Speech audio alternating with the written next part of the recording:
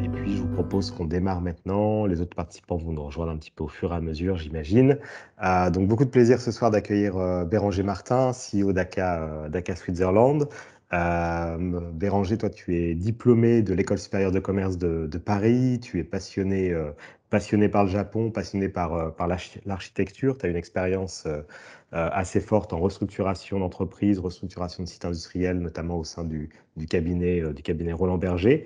Et puis, tu as intégré la direction générale du groupe ACA il y a maintenant quelques années, avant d'être envoyé en Suisse pour mener un projet structurant pour le groupe ACA, qui était celui de la mise en place de l'académie, qui vise à former les ingénieurs que vous intégrez chaque année, donc à les accueillir et à les former à Genève au sein de l'académie. Et je crois que ce sont un peu plus de 800 ingénieurs qui ont été formés depuis 2017, depuis que l'académie a été créé. Tu as repris après la direction générale de la filiale suisse du groupe ACA, donc qui est distincte de l'académie, avec des objectifs de croissance assez forts, notamment sur la Suisse alémanique et à Zurich, où tu es actuellement, hein, je crois, où vous avez maintenant ouvert un bureau et où il y a des projets aussi de croissance externe, d'acquisition, qui sont menés par le groupe ACA. Alors, je te laisserai peut-être présenter un peu plus en détail ce que vous faites chez ACA, qui est en lien directement avec le sujet qui va être traité ce soir, qui est le rôle de l'humain dans la digitalisation. Et je crois que c'est un sujet qui nous intéresse tous, parce qu'il a été au cœur un petit peu de nos échanges ces derniers mois. Et voilà, je voulais te remercier encore de ta présence, du temps que tu prends pour être avec nous ce soir, du temps que tu as pris pour préparer l'intervention. Et sans plus attendre, je vais te laisser la parole. Donc, on a à peu près 15-20 minutes d'intervention par Béranger. Et puis ensuite, on se garde environ une quarantaine de minutes pour les échanges, les questions-réponses avec les participants. Voilà, je te passe la parole, Béranger. Merci. Merci beaucoup, Romain. Donc, merci pour cette opportunité. Bonjour à tous ou bonsoir à tous. Du coup, je vais passer directement à la petite présentation. Donc, on va parler aujourd'hui effectivement du rôle de l'humain dans la transformation digitale. Alors, vous me dites si vous voyez bien la présentation. On voit bien l'écran, ouais. On va voir Très si les bien. slides passent bien, parce que je crois qu'on a eu Ah, des soucis si la semaine ça passe. dernière. Donc, clairement, je vais essayer de faire le plus rapidement possible et puis après, on pourra échanger autour de ces éléments. Présenter très rapidement ACA, présenter un peu la logique de la transformation digitale, insister sur le côté humain et comment ACA a essayé justement de travailler sur ce sujet-là, du rôle de l'humain dans sa propre organisation et dans sa transformation digitale. Donc, très rapidement, par rapport à ACA Technologies, le groupe ACA, c'est 22 000 ingénieurs répartis dans plus de 26 pays.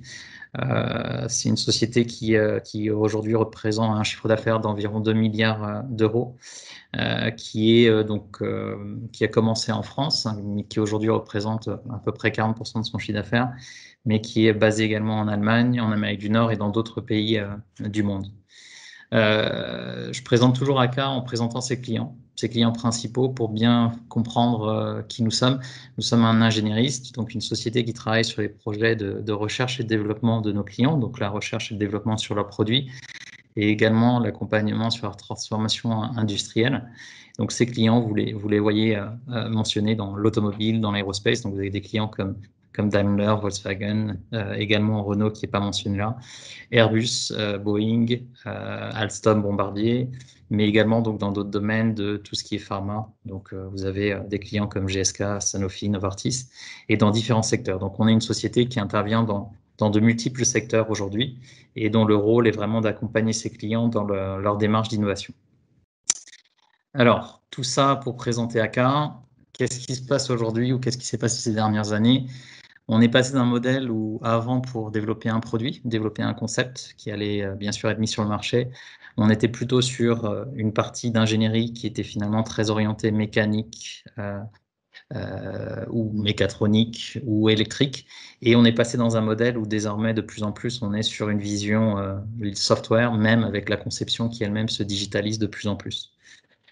Si on est un peu plus précis, quand on prend un exemple justement de la mobilité, du secteur de mobilité, on parle vraiment d'une situation où on avait un véhicule simple qui était effectivement conçu.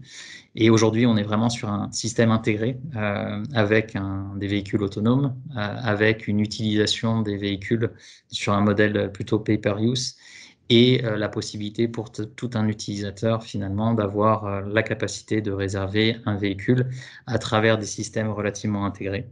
Donc on est vraiment passé d'une situation où on était sur un modèle de produit basique sans aucune communication à un système intégré qui communique, qui est interconnecté, et la mobilité étant le meilleur exemple, notamment pour montrer l'évolution et la transformation digitale. Avec ça, on a également d'autres tendances qui viennent se rajouter. Donc, bien évidemment que vous connaissez l'accélération de l'urbanisation, le développement démographique qui lui est important, le fait d'avoir davantage d'interconnexion entre les différentes populations, mais également l'aspect consommation durable et l'aspect consommation locale. Donc tous ces éléments-là et ces différentes tendances ont un impact aujourd'hui et poussent justement davantage la transformation digitale. Pour être très concret et très simple, qu'est-ce que ça représente en fait pour les entreprises et quels deviennent les enjeux des entreprises?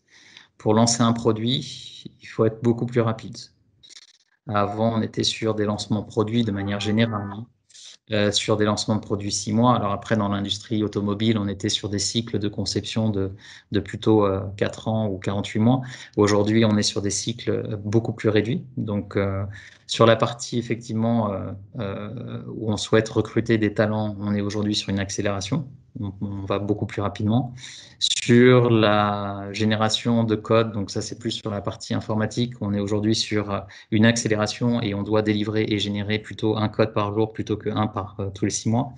Et sur les nouveaux concepts de consommation, on est sur une accélération également. Donc tous ces éléments-là, c'est simplement pour vous donner des exemples concrets du fait qu'on est surtout sur ce qu'on appelle, alors désolé pour l'anglicisme, mais un faster time to market, où on doit être de plus en plus rapide dans l'innovation et on doit davantage apporter une solution et un produit qui satisfait le consommateur final et sur lequel on doit avoir un retour pour pouvoir innover davantage et accélérer l'innovation. Au niveau de AK, nous, notre façon de fonctionner, ça a été la suivante, c'était de dire comment on accompagne la transformation digitale. Donc on s'est dit, on va accompagner la transformation digitale sur 6 offres ou 6 positionnements. Le premier, c'était effectivement sur la notion d'intelligence data. Le deuxième, sur la partie solutions connectées. Troisième, sur le design ou la conception de nouvelles applications. Quatrième, sur l'accompagnement de la transformation de l'industrie, notamment au niveau de la production. On parle beaucoup d'industrie 4.0. Le développement en cinquième des solutions immersives et bien évidemment la partie cybersécurité. Alors, quand je vous ai dit tout ça, vous dites très bien, intéressant, mais où est le rôle de l'humain là-dedans? Donc, pour prendre ces exemples que je vous ai présentés juste à l'instant, je vais vous expliquer un petit peu comment nous on voit les différentes offres. Je vous ai parlé de la data.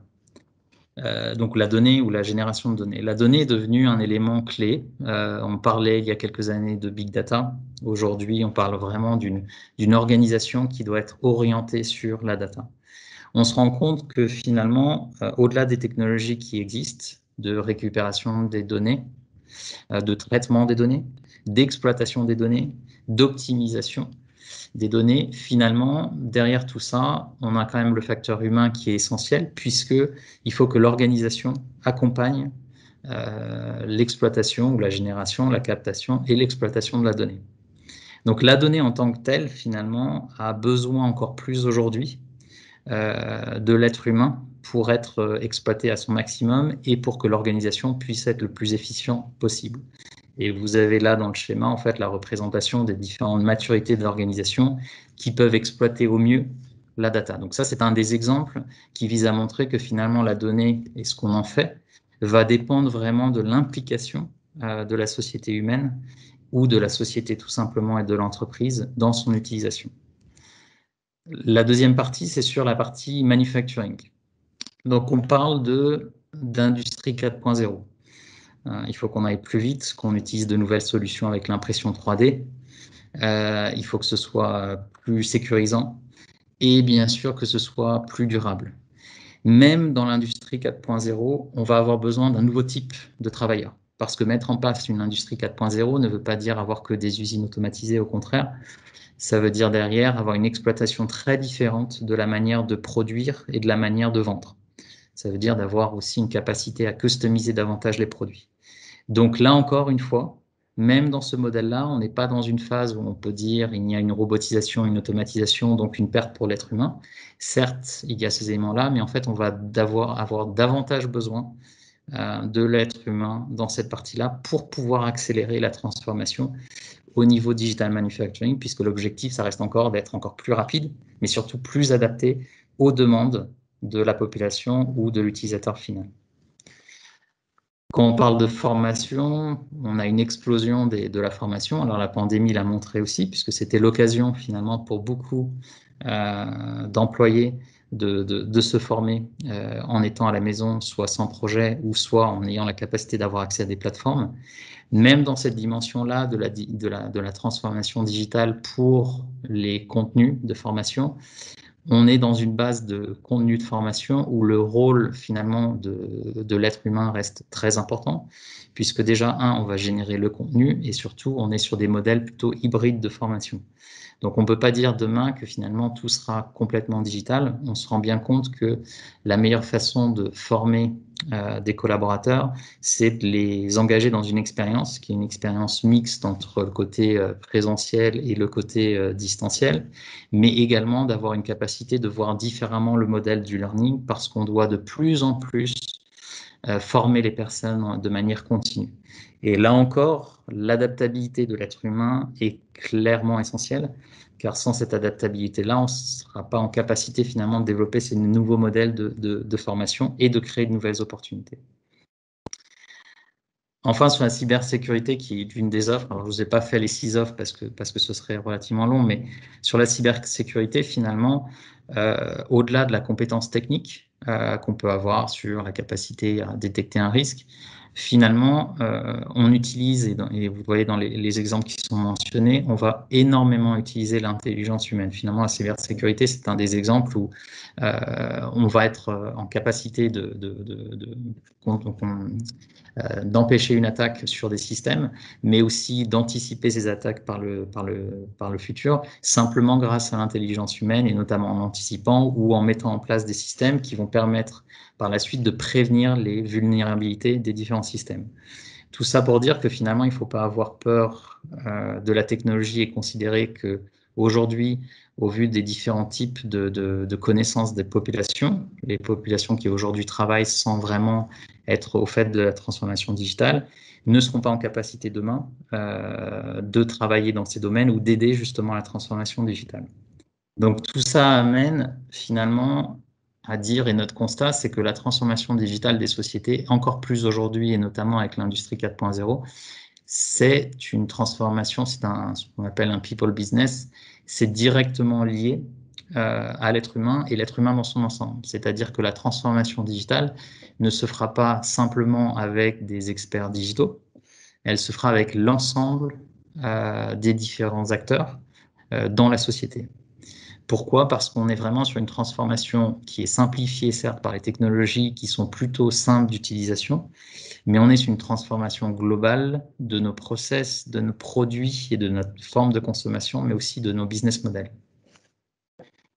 Et donc, dans notre approche, et c'est un peu l'élément clé, le message clé qu'on souhaite retenir, c'est que finalement, la technologie et l'ensemble des éléments technologiques qui sont souvent mis en avant pour expliquer la transformation digitale restent et ne sont qu'un outil.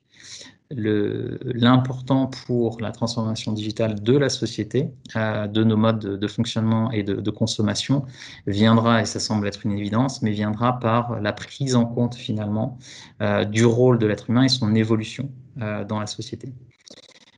Alors une fois que j'ai dit ça, vous allez me dire, et comment on fait finalement pour amener ça? Alors, au niveau de notre société, ce qu'on s'est dit, c'est on a 22 000 ingénieurs, mais on doit pousser pour une transformation digitale, surtout si on veut aider à la transformation digitale de nos clients. Donc, la première chose, c'était de dire, il nous faut des experts.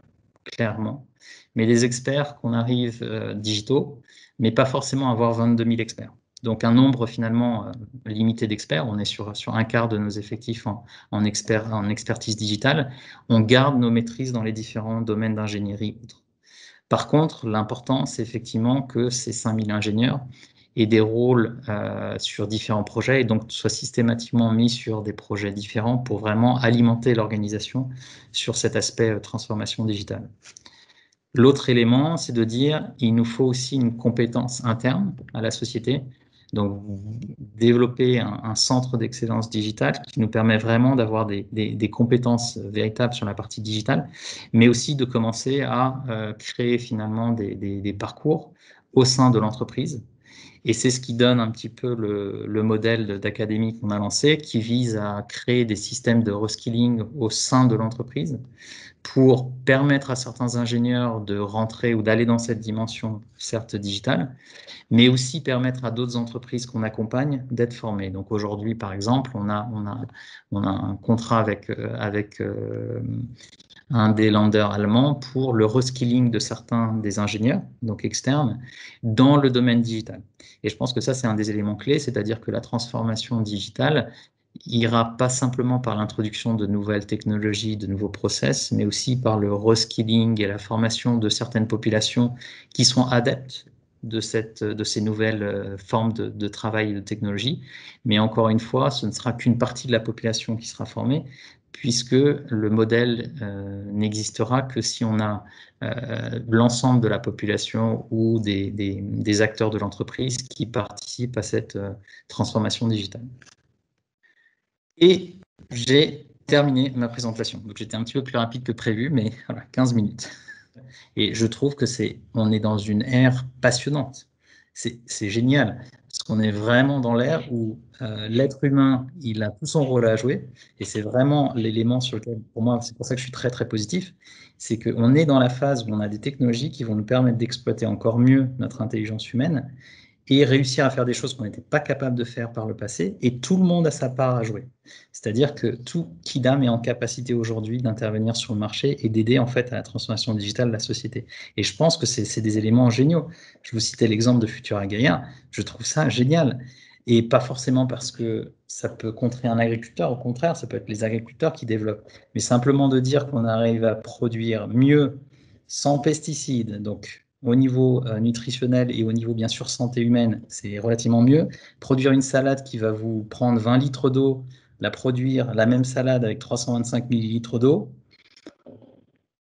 avec une qualité nutritionnelle plus forte, sans pesticides, je ne me pose pas trop la question. Et arriver à être dans cette dimension-là où on arrive finalement à aller dans la direction d'une société beaucoup plus durable, une société beaucoup plus humaine, beaucoup plus rapide, une consommation liée à la consommation nécessaire et plus la consommation de masse, on est vraiment pour moi, dans une période extraordinaire. Par contre, la seule chose que je dis aux jeunes générations, parce que j'en ai eu pas mal à Genève, j'aurais dit c'est très bien si vous savez coder, c'est très bien si vous connaissez des choses que je ne connais pas du tout, mais par contre, sachez que vous avez besoin de nous pour pouvoir exploiter ces skills, parce qu'à part faire effectivement de la programmation et du code, il faut que derrière, ça fonctionne au niveau de l'industrie, de la société. Et pour ça, vous avez besoin de nous. Donc nous, on a besoin de vous, vous avez besoin de nous. Et c'est vraiment pour ça que je dis, on est vraiment dans une phase où on a tous une carte à jouer. Et je trouve que c'est une phase passionnante, parce qu'on est en capacité de faire des choses extraordinaires. Merci beaucoup, Béranger. Je crois que Merci c'est beaucoup. une bonne conclusion à ces débats et à ces échanges ce soir. Merci de t'être prêté au Avec jeu des plaisir. questions-réponses.